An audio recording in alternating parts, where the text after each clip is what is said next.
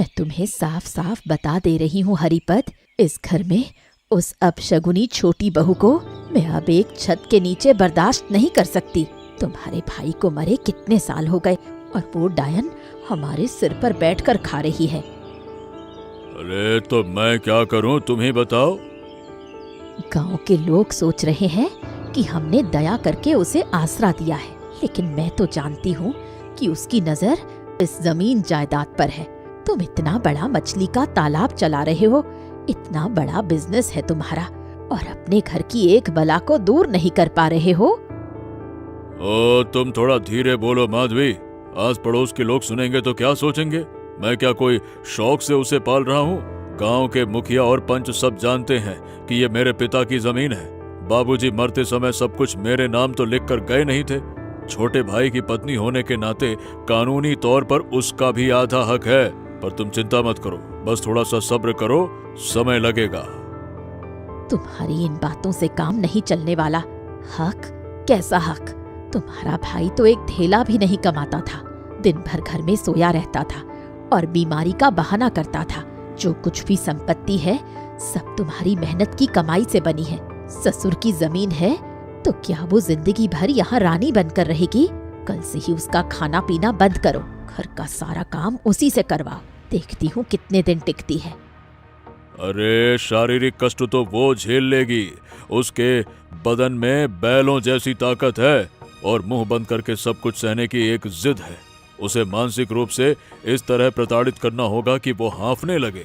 रोज रोज उसे ऐसी बातें सुनानी होगी कि वो अंदर से टूट जाए। मैं कागजात पर दस्तखत करवाने की कोशिश कर रहा हूँ। एक बार दस्तखत हो गए तो संपत्ति पर पूरा कब्जा हमारा होगा। तो वो दस्तखत कब होंगे? तुम तो महीने से बस योजनाएं ही बनाते रहो, काम कुछ नहीं होता। कब तक चलेगा ये नाटक? अरे इतनी जल्दबाजी करोगी तो सब गुण गोबर हो जाएगा माधवी। चालाकी धीरे धीरे की जाती है।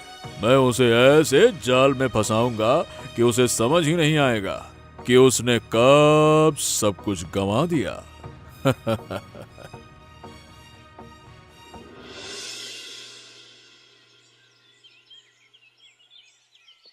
अजियो छोटी बहू, क्या तुम्हारी नवाबजादियों की तरह दोपहर होने पर नींद खुलती है? यहाँ सुबह के 10 बज रहे हैं और चूल्हे में अब तक आग नहीं सुलगी। क्या हम तुम्हें यहाँ बैठाकर 56 भोग खिलाएंगे? कल रात की वो बासी रोटी और थोड़ी सी दाल रखी है, उसे खाकर तुरंत घर के पीछे का जंगल साफ करने में लग जाओ। दीदी, मैं सुबह 5 बजे उठकर पूरा आंगन बुहार चुकी हूँ, गौशाला साफ कर दी है। आपके जगने से पहले मैंने आधा काम खत्म कर दिया है। जरा सोच कर देखिए दीदी, क्या ये सही हो रहा है? ये घर मेरे ससुर जी का है, इस संपत्ति पर मेरे पति का भी बराबर का अधिकार था। तुम्हारी इतनी हिम्मत कि तुम मेरे मुंह पर बहस कर रही हो? तुम्हारा पति तो कब का मरकर भूत बन चुका है। क्या वो तुम्हें कोई वसीयत लिख कर दे गया है? कोई कागजात है तुम्हारे पास? हमने तुम पर तरस खाकर सिर छुपाने की छत दी है, इसलिए तुम आज तक जिंदा हो। तुम्हारी इन बड़ी बड़ी बातों का इलाज मैं आज ही करती हूँ, देखती हूँ फिर कहाँ जाती हो। इलाज? और नया क्या करोगी दीदी? आप लोगों ने तो मुझे यहाँ से निकालने में कोई कसर ही नहीं छोड़ी। मैं अपना हक भीख में नहीं मांग रही, ये मेरा अधिकार है। तुम्हारे मुंह में बहुत जबान आ गई है। ठीक है, आज ही तुम्हें इसका जवाब मिलेगा, तुम बस इंतजार करो।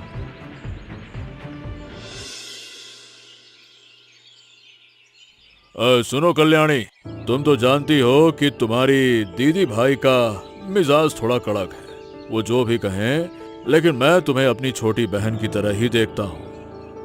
आप कहना क्या चाहते हैं भैया? देखो, तुम मेरे भाई की पत्नी हो, हमारे परिवार का हिस्सा हो। मैं नहीं चाहता कि तुम और इतनी तकलीफ उठाओ। मैंने पंचायत दफ्तर में बात करके तुम्हारे लिए एक भत्ते पेंशन का इंतजाम किया है। हर महीने तुम्हारे हाथ में कुछ पैसे आ जाया करेंगे। ये देखो, यहाँ कुछ कागज हैं, तुम बस नीचे एक दस्तखत कर दो। आप मुझे इतना भी मूर्ख मत समझिए। क्या आपको लगता है कि मैं पढ़ी लिखी नहीं हूँ तो कुछ समझूंगी भी नहीं? ये तो संपत्ति ट्रांसफर के कागज हैं। आप मुझसे दस्तखत करवाकर मेरे पति के हिस्से की पूरी जमीन हड़पना चाहते हैं। तुम बहुत ज्यादा बोल रही हो कल्याणी।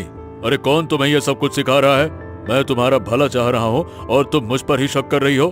तुम्हारी कैसी संपत्ति है?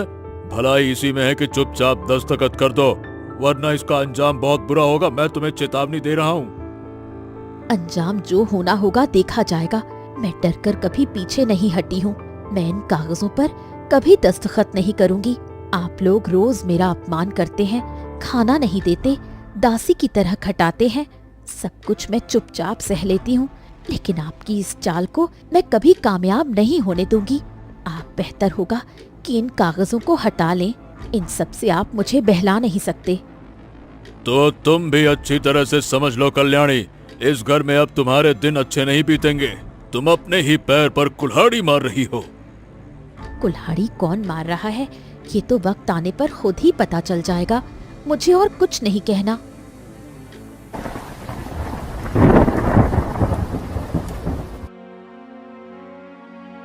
आसमान आज सुबह से ही कैसा बादलों से घिरा हुआ है माधवी। सुना है इस बार भारी बारिश होगी, बाढ़ की भी आशंका है।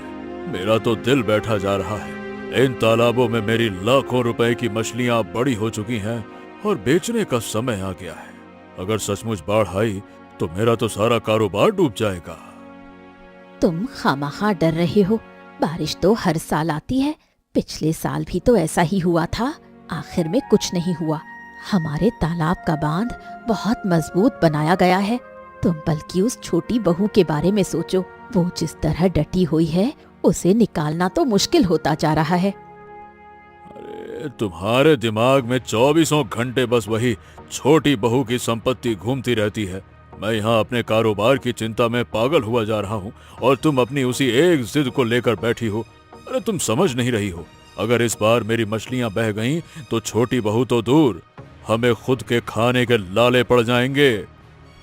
अरे बाबा, तुम बहुत ज्यादा चिंता करते हो। हम इतने अमीर हैं, हमारा कुछ नहीं बिगड़ेगा। कभी नहीं हुआ, इस बार भी नहीं होगा। तुम बल्कि एक काम करो, आज रात ही छोटी बहू को साफ साफ कह दो कि कल सुबह तक वो ये घर छोड़कर चली जाए। ओहो, तुम थोड़ा चुप रहो माधवी। नदी का पानी कैसा उफान मार रहा है, न जाने क्यों आज मेरा दिल बहुत घबरा रहा है। अरे सब खत्म हो गया माधवी, मेरा सब कुछ तबाह हो गया। कल रात की बाढ़ में मेरे तालाब के सारे बांध टूटकर चकनाचूर हो गए। लाखों रुपयों की मछलियां सब नदी में पानी में बह गई। मेरे पास अब कुछ नहीं बचा, कुछ नहीं बचा। ये कैसा गजब ढा गया हम पर। मैंने तो सोचा भी नहीं था कि पानी इस तरह हमारे घर के अंदर घुस जाएगा। गौशाला की गाय भी बह गई। अब हम क्या खाएंगे, कहाँ रहेंगे? इस तरह सब कुछ एक ही रात में कैसे खत्म हो सकता है? हम अहंकार में अंधे हो गए थे। अरे सोचा था हम बहुत बड़े हैं, हमारा कुछ नहीं हो सकता। मैंने तो बैंक से कर्ज लेकर भी बिजनेस में लगाया था। अब वो कर्ज भला मैं कैसे चुकाऊंगा? हम अब सड़क पर आ गए, बिल्कुल बर्बाद हो गए, बर्बाद बर्बाद। तुम अब भी उस डायन के गुण गा रहे हो। वो तो एक अपशगुनी है। जब से उसने इस घर में कदम रखा है, तब से हमारे बुरे दिन शुरू हो गए हैं। न जाने वो कहाँ भाग गई इस बाढ़ में। मर जाती तो बला टलती। अरे अब किसी और को दोष देने से क्या फायदा माधवी? हमने खुद ही अपने सर्वनाश को दावत दी है, दावत दी।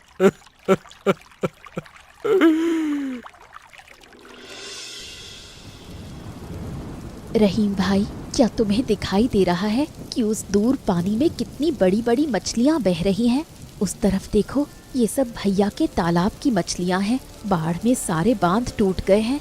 ये देखकर मेरा तो कलेजा फटा जा रहा है। कितनी मेहनत की मछलियां इस तरह बहे जा रही हैं। बहू जी, आपने बिल्कुल ठीक कहा। बड़े बाबू जी का तो सब कुछ खत्म हो गया, लेकिन इस पानी में मछलियां पकड़ेगा कौन? मेरी एक पुरानी नाव पड़ी है, वो काफी मजबूत है, पानी में उतारी जा सकती है। लेकिन सिर्फ मछलियां पकड़कर क्या होगा? चारों तरफ तो बाढ़ है। इन मछलियों का हम करेंगे क्या बहू जी? मैं ठीक वही सोच रही थी रहीम भाई। लोगों को भूख लगी है। 2 दिनों से किसी ने कुछ नहीं खाया। मैं खाना तो अच्छा बना लेती हूँ। अगर हम इन बहती हुई मछलियों को पकड़कर तुम्हारी नाव पर एक तैरता हुआ होटल खोल ले तो? हाँ, आप इस भारी मुसीबत के वक्त भी लोगों के बारे में सोच रही हैं बहू जी। खुद के पास तो कुछ नहीं है, बड़े बाबू और बड़ी बहू ने आपको इतना दुख दिया और आप उन्हीं की मछलियों से लोगों की सेवा करना चाहती हैं।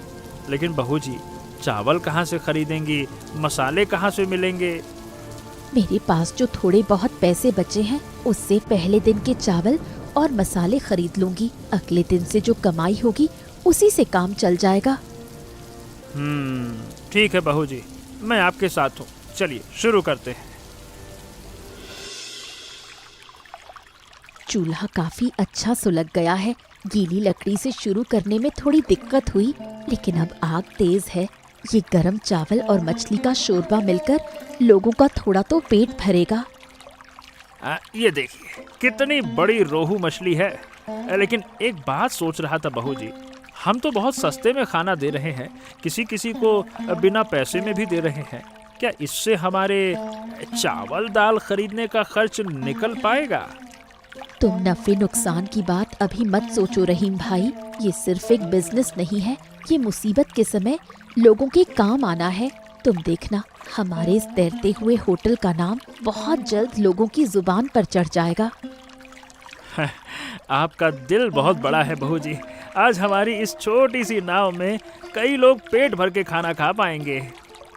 जाओ रहीम, जल्दी करो, सबसे कहो कि छोटी बहू बुला रही है। गरम चावल और मछली का झोल तैयार है। हाँ माँ कल्याणी, तुम्हारे हाथ की एक थाली गरम चावल और मछली का शोरबा आज अमृत जैसा लग रहा है। अरे इतने सस्ते में ऐसा पेट भर खाना तो हम सपने में भी नहीं सोच सकते थे। वाह, तुम्हारे हाथ के खाने का स्वाद क्या कहूँ, शब्दों में बयां नहीं कर सकता। वाह, मजा आ गया। आप लोग पेट भरकर खा रहे हैं, यही मेरी सबसे बड़ी शांति है वीरेन काका। मुझे और कुछ नहीं चाहिए। आप सबकी तकलीफ देखकर मैं और चुप नहीं रह सकी। आप बस आशीर्वाद दीजिए कि जब तक ये बाढ़ के हालात ठीक नहीं हो जाते तब तक मैं आप लोगों को इसी तरह दोनों वक्त का खाना खिला सकूं। सिर्फ मैं ही नहीं माँ, पूरे गांव के लोग आज तुम्हारी तारीफ करते नहीं थक रहे। बाजार में सब कह रहे हैं कि बड़ी बहू की हवेली की छोटी बहू आज पूरे गांव की अन्नपूर्णा बन गई है। हाँ काका, इस मुसीबत के समय लोग भूखे पेट रहें, ये मुझसे बर्दाश्त नहीं होता काका। हाँ, तुम्हारा दिल सचमुच बहुत बड़ा है। अरे जिन्होंने तुम्हें इतना दुख दिया उनके लिए भी तुम्हारी ममता कम नहीं हुई है। मैं अब और बर्दाश्त नहीं कर पा रही हूँ। पिछले 2 दिनों से गले के नीचे पानी की एक बूंद के सिवा कुछ नहीं गया है। मेरा सिर घूम रहा है, आंखों के आगे अंधेरा छा रहा है। वो देखो, दूर नदी में उस नाव पर कितने लोगों की भीड़ लगी है। वहाँ से खाने की खुशबू आ रही है। हमारी ही बहती हुई मछलियों से वो अब पूरे गांव को खिला रही है और सब उसका कितना नाम ले रहे हैं। अरे ये सब हमारे कर्मों का फल है माधवी, तुम अब उसे दोष मत दो। हम ताकत के घमंड में अंधे होकर उस लड़की पर न जाने कितने अत्याचार कर चुके हैं। आज उसके पास खाना है, पैसा है और लोगों की इज्जत भी है, और हमारे पास एक टूटे हुए बांध पर बैठने के सिवा और कुछ नहीं। मेरा कलेजा फटा जा रहा है। अपनी आंखों से ये सब देखना पड़ रहा है। मुझे बहुत भूख लगी है। क्या हम उसके पास जाकर थोड़ा सा खाना नहीं मांग सकते? क्या वो हमें इस हालत में खाली हाथ लौटा देगी? अरे किस मुंह से हम उसके सामने जाकर खड़े होंगे माधवी? इससे तो अच्छा है कि हम भूखे ही मर जाएं। उस नाव के पास जाने लायक अब हमारे पास कोई इज्जत बाकी नहीं बची है माधवी। हमने जो पाप किए हैं उसकी सजा हमें इसी तरह से तिल तिल कर भुगतनी होगी। बहू जी एक बुरी खबर है। आपको बताए बिना रह नहीं पा रहा हूँ। मैंने अभी भी नदी के उस पार देखा कि बड़े बाबू और बड़ी बहू एक ऊंचे स्थान मतलब ऊंचे बांध पर बैठे हैं। उनकी हालत बहुत ख़राब है, फिर भी चाहे शर्म से हो या घमंड से वो यहाँ आ नहीं पा रहे हैं। तुम ये क्या कह रहे हो रहीम भाई? वो 2 दिनों से भूखे हैं और तुम मुझे अब बता रहे हो? पहले क्यों नहीं बताया? वो जैसे भी हो है तो मेरे परिवार के ही लोग। उनकी हालत सचमुच बहुत गंभीर है। भैया मेरे बड़े हैं, दीदी मुझसे बड़ी हैं, उन्होंने मुझे दुख दिया तो क्या मैं भी उनकी मुसीबत में मुंह मोड़ लूंगी? जल्दी अभी जाओ, जाओ, अभी जाओ।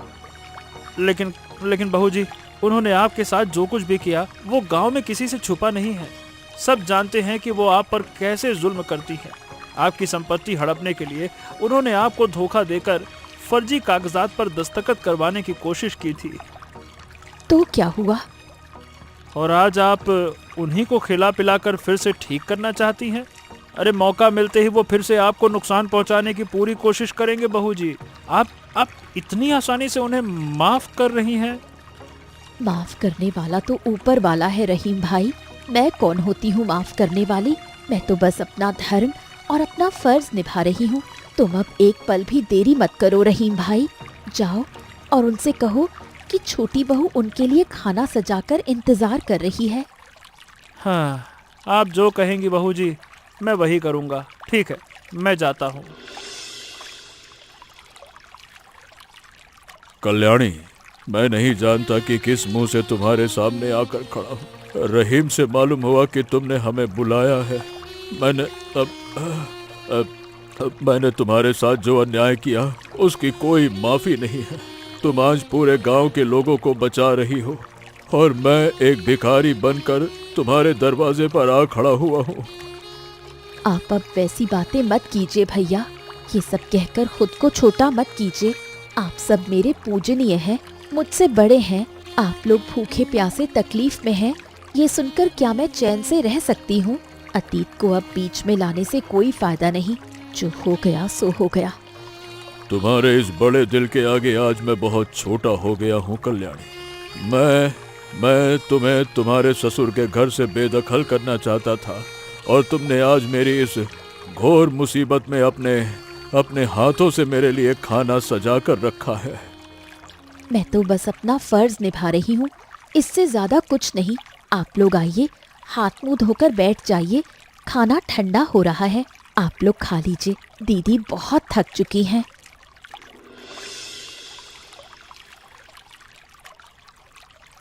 मुझे तू माफ कर दे कल्याणी, मैंने अपने घमंड में अंधी होकर तुझ पर जो अमानवीय अत्याचार किए हैं उसका कोई हिसाब नहीं है।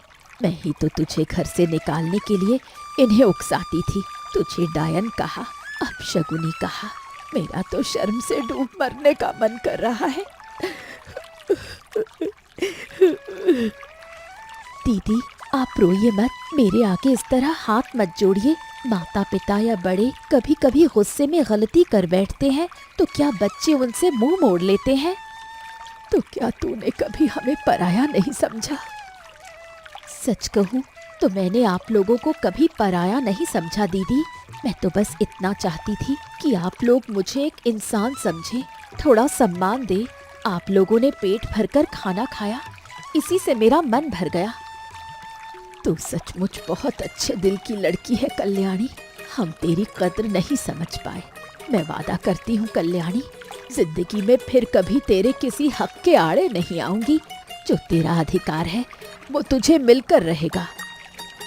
मैं जानती हूँ दीदी, मुझे आप पर पूरा भरोसा है। इंसान का दिल बदलने के लिए कभी कभी एक बड़े झटके की जरूरत होती है। आज अगर आप लोग मेरे साथ खड़े हो जाएं, तो हम इस काम को और बड़ा कर सकते हैं और ज्यादा लोगों को खाना खिला सकते हैं। क्या आप इस काम में मेरा हाथ बटाएंगी दीदी? तू मुझे इस काम में शामिल कर रही है कल्याणी। सचमुच मैंने कभी इस तरह काम तो नहीं किया, लेकिन तेरे लिए मैं सब करूंगी। तू जो कहेगी वही करूंगी, मैं वादा करती हूँ। तो फिर कल सुबह से ही शुरू करेंगे दीदी। आप अब थोड़ा सो जाइए, आपका शरीर बहुत कमजोर हो गया है।